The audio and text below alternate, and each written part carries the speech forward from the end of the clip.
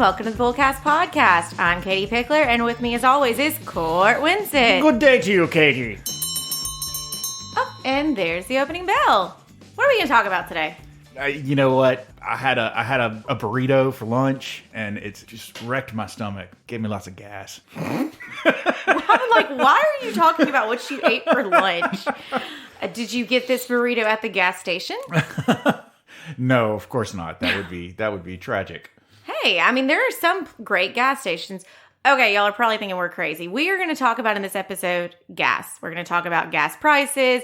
We're going to talk about the behavior behind filling up your tank and where you decide to get gas, where you decide to shop, what you decide to do, but also kind of give you a little education about why are gas prices so crazy? Why is it such a hot topic? Because I feel like behind weather, like, you know, obviously somebody small talk, you're like, oh yeah, how's the weather today? But it's also, have you seen those gas prices?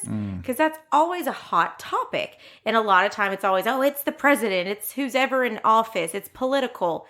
That's a component of it. But in this episode, I hope you learn like the actual science behind it all of how those prices come about. Okay, so that makes a little bit more sense. When you told me we were going to be talking about gas today, I thought, gas? That's, you know, what we're going to talk about people burping and stuff?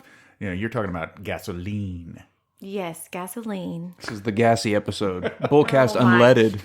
Oh my God. See, and this is just about to prove a point because my Mama Jane, she's one of my mom's good friends, and I call her Mama Jane. She used to make a comment about how she wanted to do a study that every time you say the word fart, I wanted to look at y'all's faces. All guys just kind of get like this little boyish giggle. And like, I'm looking at Cam and he's like trying to contain it. I'm numb to it because my boys say it all the time. Yeah, it's one of those things. It's little boys that really, really love, that are obsessed with all things fart and poop. And once you've been around a little boy that just says it constantly, you just kind of go, okay, please move on to something else. When are you going to, you know. Okay, I know we got to move on because this is getting a little trashy here. Gastrointestinal episode will be later. We're not going to do that. So, to start it off, we've got a list, and this is actually a list that we're borrowing from USA Today's top 10 best gas stations in America. Interesting. Yeah. They actually have a list of the top 10 best gas stations in America. Yes, well, it's more about best gas station chains, essentially. Not necessarily like it's this specific gas station. But you want to start it off, Court? Sure. Okay, so apparently there's an Iowa-based Casey's General Store. And apparently they are well loved for their breakfast pizzas. Yeah. They were number one on the list. Yeah. Actually, no, I just listed these. They're not number one. Okay. So number one is number 10, actually. Oh, okay. Sorry. So you the just next. screwed I'm sorry, up. I screwed you up. Yeah. Iowa-based, another Iowa-based. What is it with Iowa? They're creating gas stations. Hy-Vee. Its slogan is helpful smiles in every aisle. It started as a general store in the 1930s and then obviously grew from there and started doing gas. I actually drove through Iowa just recently, but I was only very briefly in the state. I'm not sure exactly how my route hit the state, but I think I went from Kansas to Nebraska, but by way of Iowa. Like I was just I must have just like clipped the corner of Iowa or something. But even just that short time that I was in Iowa, I saw a Hy-Vee. I don't remember seeing a Casey's General Store, but I definitely saw a sign for a Hy-Vee. Okay, number 3, Pennsylvania, Rudders.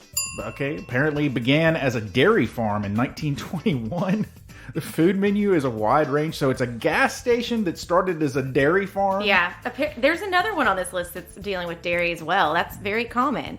Okay, another Pennsylvania one. So again, it's just these places keep making, I guess you think about competition. So, you know, Casey's General showed up and then Hy-Vee or vice versa. Now Rudders, and this next one is Sheetz.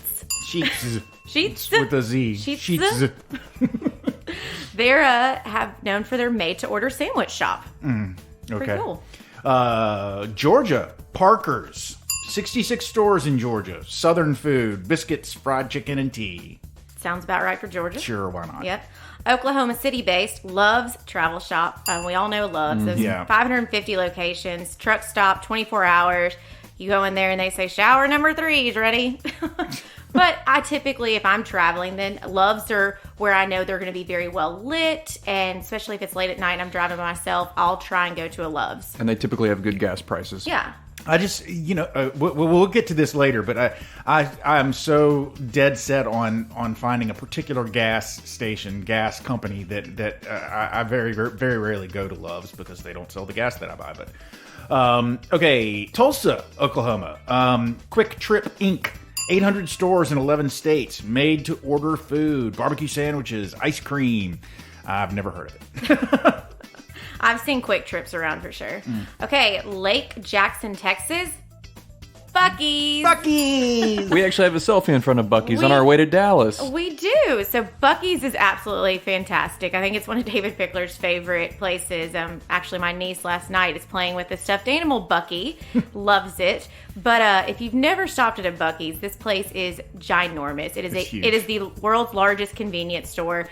And I don't even consider it a convenience store because you walk in and you can get, the typical gas station type of like your drinks and snacks, but then it's like elevated to a whole nother level. Yeah, it's really ridiculous what all they carry. I mean, it's basically like...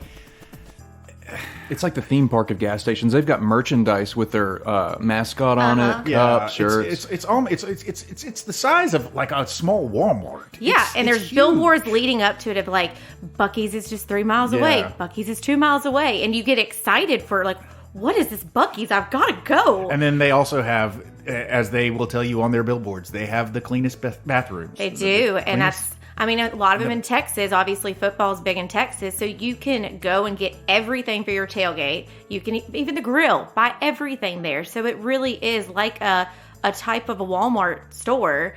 But yeah, lots of branding. And they have amazing like roasted pecans and stuff like that. So good. Interesting. Okay, so obviously we're familiar with Buc-ee's. We love Buc-ee's. Buc-ee's is number 1 in our heart. Okay, Salt Lake City, Maverick. Outdoor adventure store. Try the breakfast tacos. 350 locations. Yep. Okay, and the number 1 that made the USA Today's list is a Wisconsin-based Quick Trip. Now, I have seen these. Yeah, I've seen those around, and that's Quick Trip with a KWIK. And it is it has in-store bakeries, but they also have a relationship with dairy as well, like the other one, like Rudders. This one, all the milk sold gets bottled within 24 hours of reaching delivery. That's awesome. Yep. For milk drinkers. For milk drinkers, yeah. Okay, that is top 10 best gas stations in America. Interesting. Okay. Moving on. Okay, so I feel like this is an episode where... This is an episode where you're just trying to justify the fact that you have some weird aversion to filling your car up with gas. We're going to spend 30 minutes telling these people basically why Katie is not crazy because she hates putting gas in her car. I hate putting gas in my car. I hate it. I just don't understand why in this day and age we don't have some kind of button that I can push and it just like... a drone shows up and fills my car up. Like, why can't that happen? I hate getting gas. And so this list of suggestions, I think I've heard, maybe one day heard this and was like, challenge accepted. I'm going to do the opposite. Because you should always make sure your tank has at least a quarter full. Yeah, your tank is almost never above a quarter full. It's always empty. Before long trips, you should have a full tank. Now, I do that. Fill up before leaving town, yes. Yeah, before going on a long trip, I do always stop and get gas. But then now while on said trip, I'm not going to pay attention. Apparently on this list, you cannot depend on your car to inform you how many miles you have left until empty. Oh, I do that all the time. I mean, Cam, you're on Snapchat, but the number of Snapchats I have sent to Court and several of my friends that it's like, it says 1 mile till empty. Let's challenge accepted. Yeah, a few weeks ago, I sent my wife a picture. I had 1 mile left when I pulled up to the gas station. Yeah, I've gotten past that 1 mile, and there's still some more in there. I'm always concerned when I fill up my tank. My car holds 16 gallons. I'm always concerned when I get to the gas station and I put 17 gallons in. I'm like, how empty were you? That's every time I go to the gas station. I put more than what you're supposed to because it's that empty. I've taken everything out of it. But I will have to add, so it says, don't depend on your car to inform you. Well, so not my current car, my car before, the something got messed up in it mechanically or computer-wise within. And so it no longer told me how much gas I had. That is the worst possible thing to happen to me. Like, you could have had like the flashers stop or like the blinkers, whatever, but to not be able to tell me how much gas was in there. So I'm driving, everyone's like, oh, okay, yeah, you better just, look at the mileage and figure it out. Okay.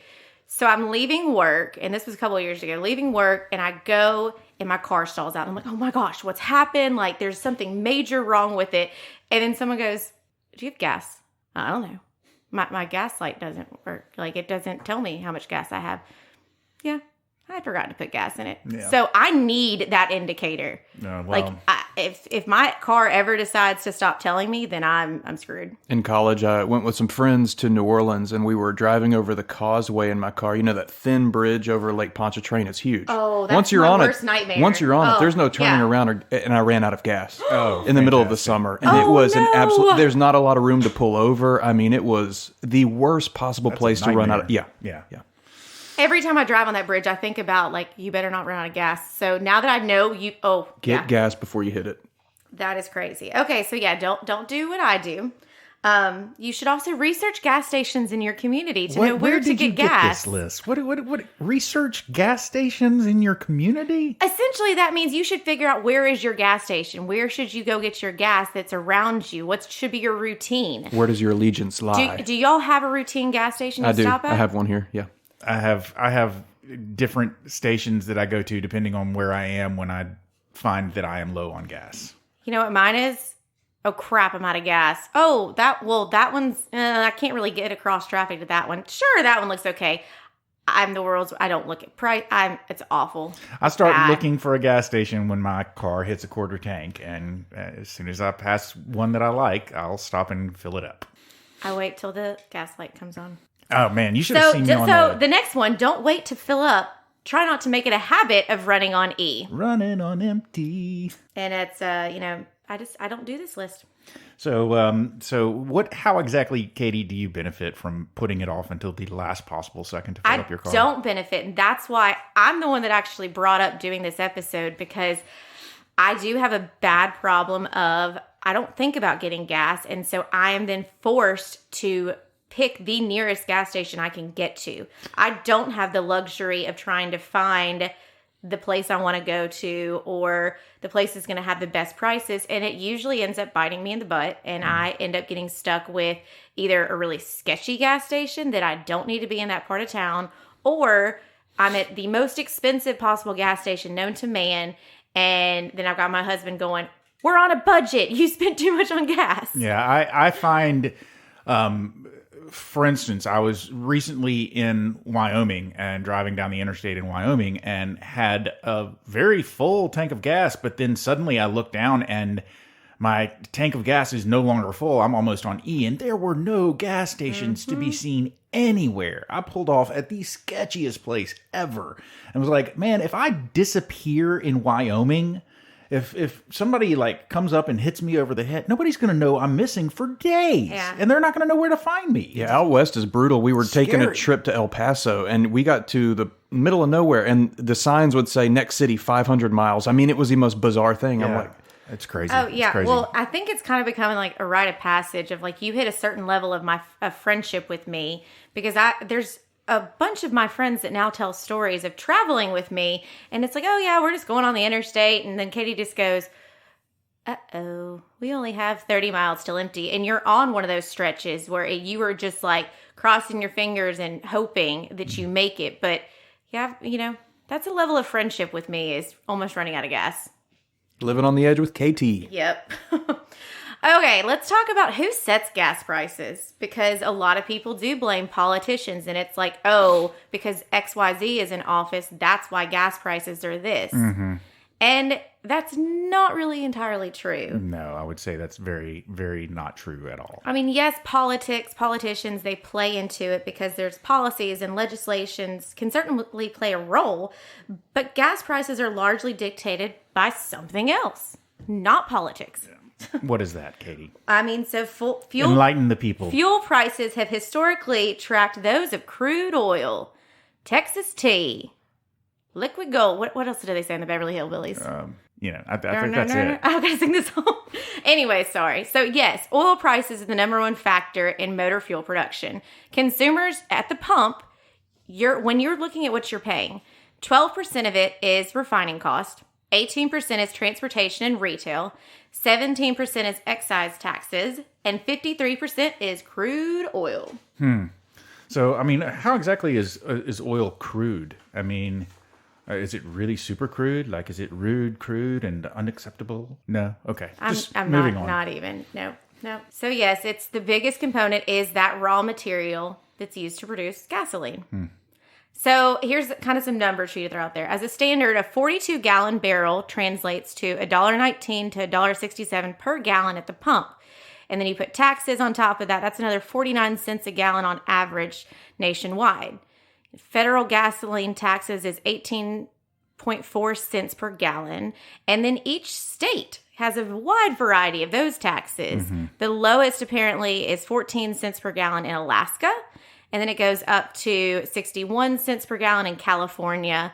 Tennessee, as of this report I saw, was at 45.8 cents. Yeah, when I lived in Franklin, Tennessee, a lot of the gas stations in Franklin, you would stop at a gas station and the pumps all had a sticker on them that said gas prices are at this level, but something to the effect of basically you're paying this much tax on your gas, and that's why the price is so high. Don't hate us. With gas, the reason I think we think it's political is because really a lot of it is around supply and demand, and there's so much that plays into that. With, if you think about it, you hear somebody go, oh, we're going to run out of gas. What does everybody do? They go and flood gas stations. And then now there's a supply issue.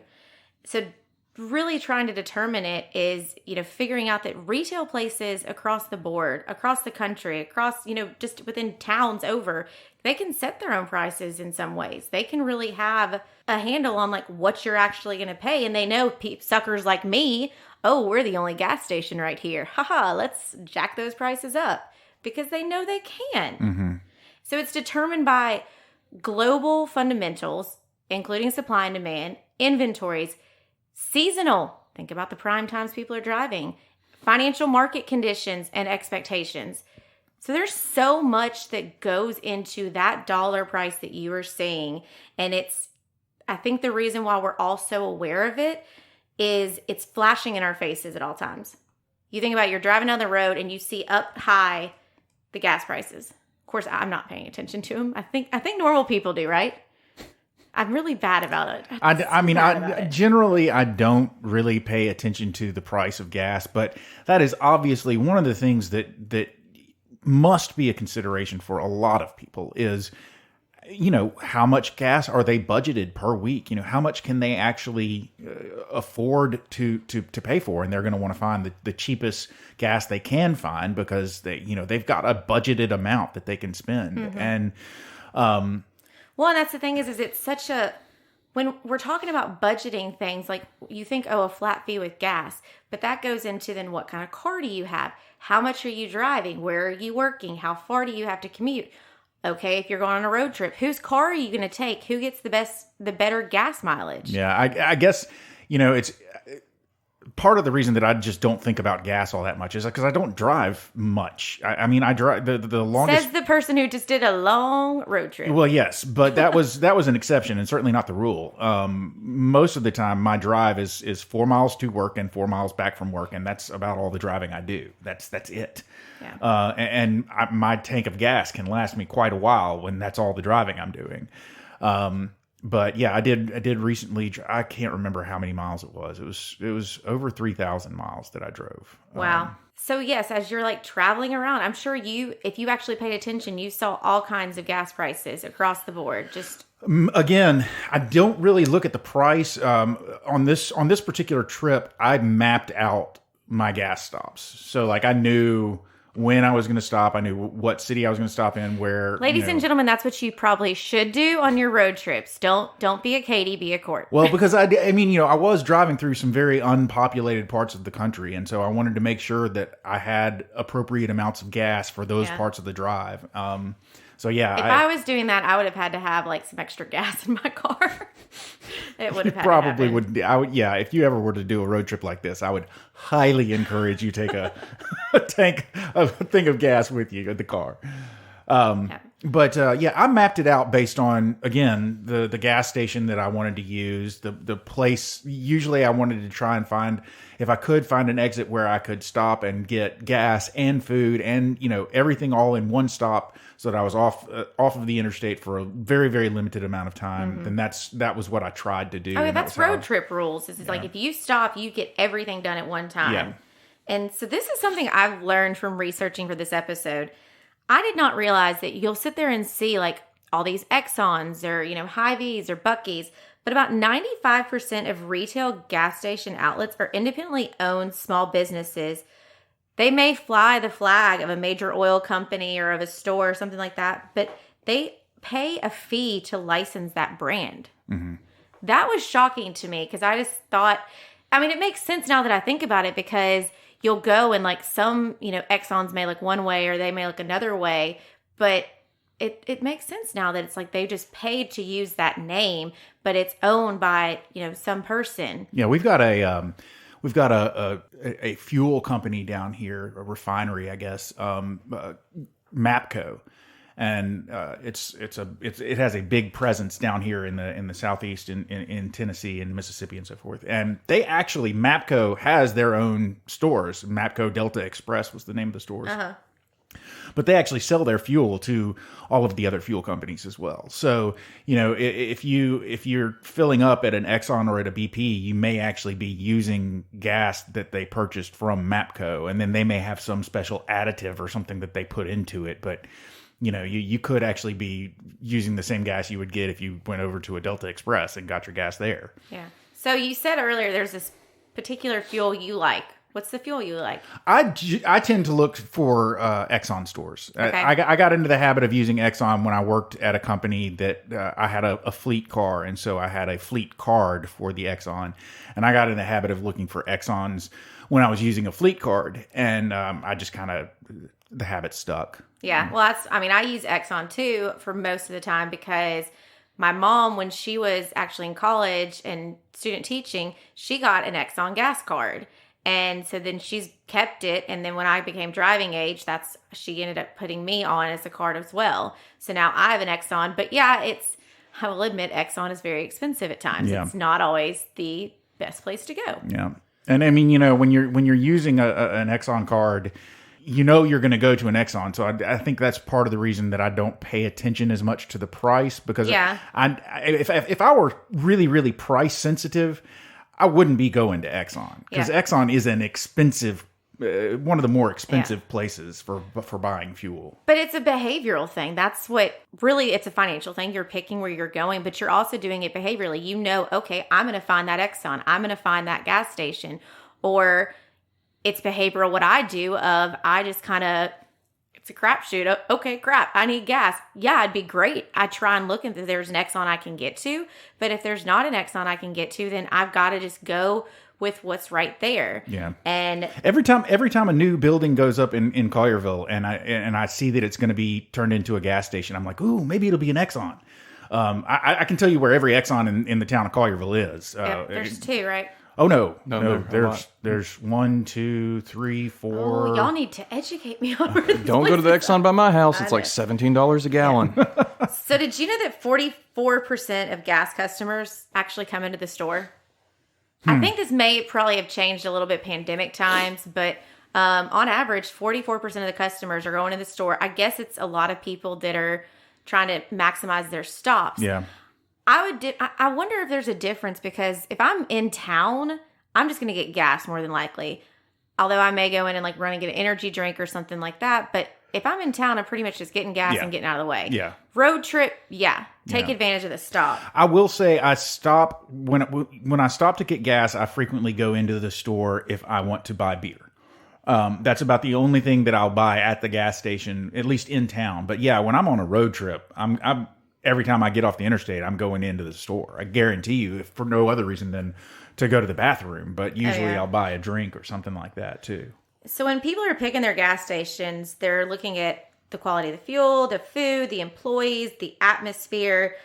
Prices are sometimes what's determining for some people, but a lot of it's location as well. I thought these numbers were interesting. The statistics of when people fill up their tank. And I think they didn't put the category in here of when they have to, which would be me. But the majority of people 37% fill up between 10 a.m. and 3 p.m. Okay. That's like right in the middle of workday, but okay. That's weird. 33% fill up between 3 p.m. and 7 p.m. That's me. Yep, that's after work. 22% are the 6 a.m. to 10 a.m. crowd. And 7% are the 7 p.m. to midnight crowd. I don't fill up at a particular time of day. I just fill up when I need gas. The worst lie you can tell yourself, and man, I'm notorious for this. Do you know where I'm going with this? Is you're low on gas, it's after work, and you tell yourself, I'll just fill up in the morning, I'll wake up early and do it on the way to work. And it never works out well. Okay, I do that all the time, except then I'll push it and it'll be like, okay, well, I'll fill up after work then. And I just continue this cycle, and I am just gambling with it. There have been so many times I've had my phone on speed dial ready to be like, somebody come get me off the side of the road. Because I will. It's late at night. You don't want to stop for gas. But then you're hating yourself the next morning because then you're challenged. Okay, you're late if you run out of gas. But then if you stop and get gas, you're late. So, yeah. I mean... Just stop and fill up your car, Katie. Just fill up your car. Cam just said the same thing. Why are you yelling at me, boy?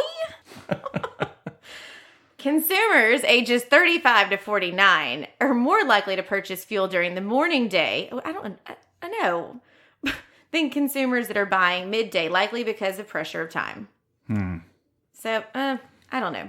When the needle gets to the point that tells you need gas, stop and get gas. Why are you worried about what time of day it is? You need gas. Get gas.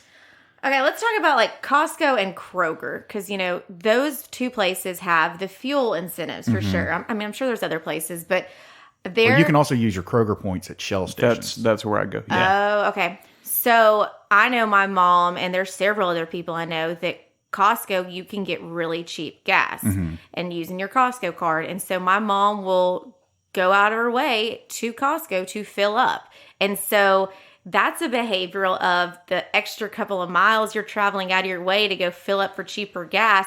Is it really saving you money or is it not? You've got to do your math and figure it out. Like, is the amount of money you're saving on all that gas worth the miles and miles of driving and the time? Because your mom doesn't live anywhere near the Costco. No, but I mean that's what people will do. I hear it all the time, and that's why every time you go by Costco, it is a long line because people are doing that. They're taking advantage of it.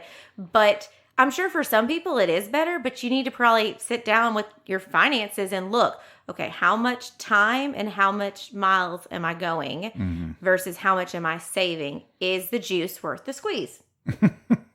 End of story.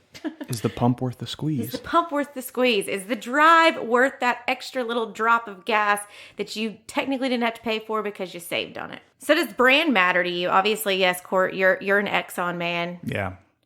And it has absolutely nothing to do with the oil spill, but because I know a lot of people stopped going to BP when that oil spill happened a few years ago. But I don't like BP. I am against going to BP. I'll go to Shell if I need gas and there's a Shell and I can't find an Exxon. I'll go to Shell or I'll go to other places. But I don't like BP. I don't know what BP stands for? British Petroleum. Yep. Interesting little tidbit here. BP bought out a chain of gas stations back in it's been a couple of decades ago, I think, since when they did it. They bought out a chain of gas stations called Gulf, Gulf, Gulf. Okay. And so all of the Gulf gas stations became BP's. I just recently, within the last, say, 5 years, started noticing Gulf gas stations popping back up. And like they're popping up around the country. And I'm like, why is Gulf back? I don't know. I wondered for a minute if it wasn't because like maybe they were reintroducing Gulf as a brand because BP took such a hit because of that oil spill, or if it was something else. But I did find it interesting that they're popping back up. I wonder if BP still owns the brand or if they sold the brand, the name to someone else. Well, and kind of, I mean, it's brilliant marketing. You think about it, because you mentioned that you may be going to a certain gas station, but you're actually buying like MAPCO gas, or you're buying different things. So it's sometimes, what the branding is doesn't necessarily mean what you're buying. Yeah. And then you've got the whole thing of well, like, that if upsets you me very much because I want a Tiger in my tank. I mean, that's bottom line. I was about to say, would y'all judge me if I base where I go on the logo of the gas station? that would make sense. That's your Shell is the behavioral. best logo. And that's all he likes. Yeah, Chevron's pretty good too. Branding wise. Okay, so Cam buys his gas based on branding. Court wants a Tiger, so he can go hang out with Mike Tyson. Yeah, is what it is. We talked about a little bit before people buying snacks and stuff. So again, I'm wondering if this statistic was pre-pandemic times. 50%, so half of all female customers pay for gas at the register. Who still pays for gas at the register? that is absolutely the most ridiculous thing I've ever heard in my life. Yeah, and that's a reason Who's I doing like that? Exxon, even though they're expensive in my eyes, is because they take Apple Watch at the pump. I mean, it's very quick. Yeah. and Okay, efficient. I am the type, and I saw somebody post this the other day on Instagram, so I know I'm not alone. If it pops up and says, like, number one, if it pops up and says receipt, see cashier, oh, hell no, I'm not walking in. I will leave. leave the station. Or if you go up there and it says, does not take credit card, go in to pay. Nope, go into another gas station. I'm not going in. What I hate are the pumps that's like, enter your digits, okay. Enter your zip code, okay. Car wash, okay. Social security number, and you're just going through it. I'm like, this is Social not... security number? That's a joke. What? But it's just this laundry list of things you have to enter. I'm like, what's the point? Just stop. Just give me my gas. I need gas. Come on. My needle is on E. I need to put gas in my tank. Well, and ladies and gentlemen, I feel like we need to tell you while we're talking about gas, make sure you put the correct gas in your car.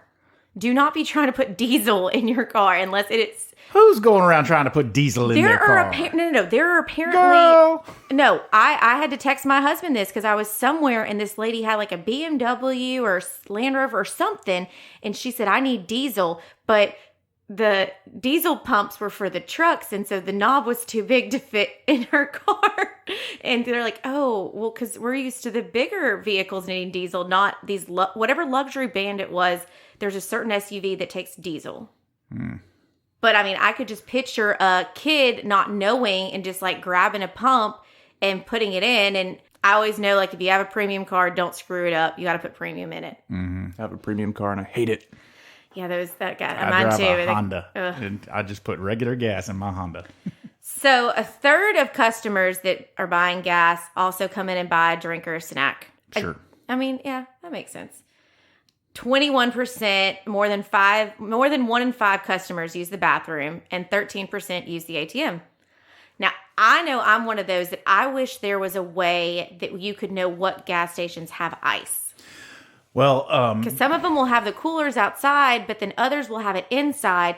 And I mean, I'm sure the poor girl I looked at her like she was a psycho, because I went into this gas station and she's like, yeah, we don't have any ice. And I'm like, you're a gas station. What do you mean you don't have ice? Like, what? yeah, Come on. I do. When I need ice, I definitely go to a gas station to buy ice, and I know which ones that have them on the. I actually like to. I like the ones that have the ice on the outside. You can go in and just tell them, "Hey, I need to pay for 5 bags of ice." But then I park my car as close to the cooler as I can get it, so that I can load the ice into my car. And they're always so trusting. I always wonder, like, how do they know? Like, are they watching me? Well, it is. I don't want to get in so- trouble, but I kind of want to one day just be like I pay for 5 and like start grabbing the 6. Like, is someone just going to pop out and like, you always paid for 5. What are you doing? I don't want to get in trouble and do that, but I kind of want to know. And no, I'm not trying to steal ice. I just am very curious who's watching the ice. But yeah, I think it's one of those, if you go to a grocery store and get ice, you got to lug it out to your car. It's a pain. If you have to go into the store, then you're carrying it. And like, I had 3 bags of ice once. I was carrying it in my arms, and this jerko was in front of me with his Slurpee. That's all he had. And instead of letting me go in front of him, he's just standing there. And then he starts paying with it with change. I was about to like lift the bags up and be like, move. But I didn't. I was nice. Kindness, everyone. Please be nice to each other. Well, I do. I mean, again, my habits change depending. I don't go to the bathroom in a gas station in the city. But if I'm on the road, obviously, part of what goes into my decision about where I'm going to stop for gas has a lot to do with, like, is this place... is it new? Is it gonna be clean? Are they gonna have clean bathrooms? You know, that kind of stuff is frequently how I choose where I'm gonna stop. And if it's a place you frequently travel to, then you're gonna remember that gas station you stopped at that had a terrible bathroom. Oh yeah, and that's why I was so impressed with Buc-ee's, because they advertise that they have the cleanest restrooms, and they are legit clean as all get out. They smell good. When you walk into a Buc-ee's bathroom, it smells nice. That's just we had to go searching for Court because Cam and David and I were ready to leave, and Court's just hanging out in the bathroom, smelling everything. But so it's why are gas stations so much varying in prices? Why is it that you sit there and see one across the street that's 2 cents higher than the one across that's 2 cents lower, or that gas station by Cam's house that is the only one around and has ridiculously high prices? It's because they can. Mm-hmm. It is a competitive market, and I feel like it goes kind of back to like Wild West days. You've got the gas stations like across the street from each other, and I feel like they're just competing. It's like, they moved theirs up a cent. Like, oh yeah, okay, let's do this. Let's change stuff up. Let's go down. Let's get the business. And it's interesting because I wonder, the three of us aren't really looking at those prices. Are there people out there that are really paying attention? Absolutely. And seeing that? Yeah, especially when you see gas prices skyrocket. All of a sudden the news channels will start running spots where they're like, "Hey, this is the low price gas place of the day," or something like that. There was legit a spot on one of our local news channels when the prices were so high, and every day they would tell viewers, like, this is the place that's selling the low gas today. I think they even have apps to help you find the lowest gas prices in someone town. was telling me about that you can sit there and, I mean, they have an app for everything, Court. Come on. Yeah. But yeah, that you can search where to get gas and where you should go. And again, if it's a budgetary concern, then obviously people are. I mean, I don't want to sound spoiled or something that I'm like, oh, I don't even look at price. It's not like that. I mean, the gas is expensive, and I certainly take price into consideration, but it's just not. It's not something like, for instance, my kids have to, because I don't, I give them a budget for how much they can spend on fuel in a given month, and they have to stick to that. So they have to be very conscious of the price that they're paying and how much gas they're using, how far they're driving, and so forth. Yeah. I would say with the budget part, if you are fortunate that you don't have to penny pinch and really set yourself on a strict budget for gas, that may be the first place to try and look. Instead of trying to cut out your coffee that you really love, maybe try and just be more cautious about where you're getting, that's the better word, about where you're getting gas. Mm-hmm. Because I do know, it hurts when I stopped at that gas station by Cam's house and had to get gas, and I was on E, and that hurt getting that gas. And I called my husband and was like, I just paid this much. And he's like, well, where'd you stop? Well, the first place I could find, because I was out of gas.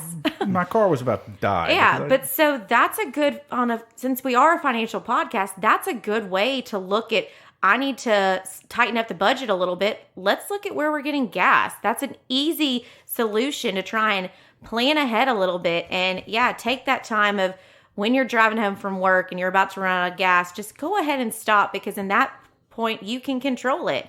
And then it alleviates some stress in your life. I know it would be less stressful if I would actually try and get gas on a regular basis, but I know that about me. I've got to deal with that. Try and grow, Katie. I'm trying. Be better. But so this has kind of, again, been a little bit of a bizarre episode, but I really wanted to do this episode because so many people talk about, oh, the gas prices are this way because of this person in office. And there's so much more to it. If anything, you've got to look at it as the supply and demand and the prices in the market. And it's so much that goes together to create this, but also on us on a day-to-day basis, you can be in control of where you buy your gas from. You have a choice, and figure out what works for you, whether you're motivated by finding those Buc-ee's or those breakfast pizzas or going to Rudders and getting you some milk, whatever it may be. Like, find those places and make it that's your gas station. I want clean bathrooms, and I don't want to have to talk to anybody when I'm filling up my car. So you must have pay at the pump. Do not ask me to come inside. And if I do go inside, don't look at me or talk to me. Just tell me where the bathroom is, and I will be fine. Okay, Katie. Well, you already pretty much gave them your bullseye. So if you just want to repeat yourself on your bullseye and just say what you said again, then we can. There is nothing wrong with repetition. Okay, go ahead. Give them your bullseye. Okay, so bullseye, everybody, is that if you are looking at your budget, take a look at where you're buying gas. And that may be a very simple way for you to kind of cut costs and figure out where's the best place to go, whether it is trying to do like a loyalty card and find that dedicated gas station or not. But it's one of those, just have an understanding that it really does play into supply and demand, and there's a lot of things that go into the gas prices. And maybe, if anything, y'all, don't do what I do. Pay attention when you're running out of gas and pay more attention to those gas prices. Bullseye. Bullseye. Well, I think my bullseye will just be, if your car gets down to a quarter of a tank and you're near a gas station, then why don't you just stop and go ahead and fill up if the price is right? Why wait until you're on E? Don't be Katie, ladies and gentlemen. Don't be Katie. Bullseye. Ouch.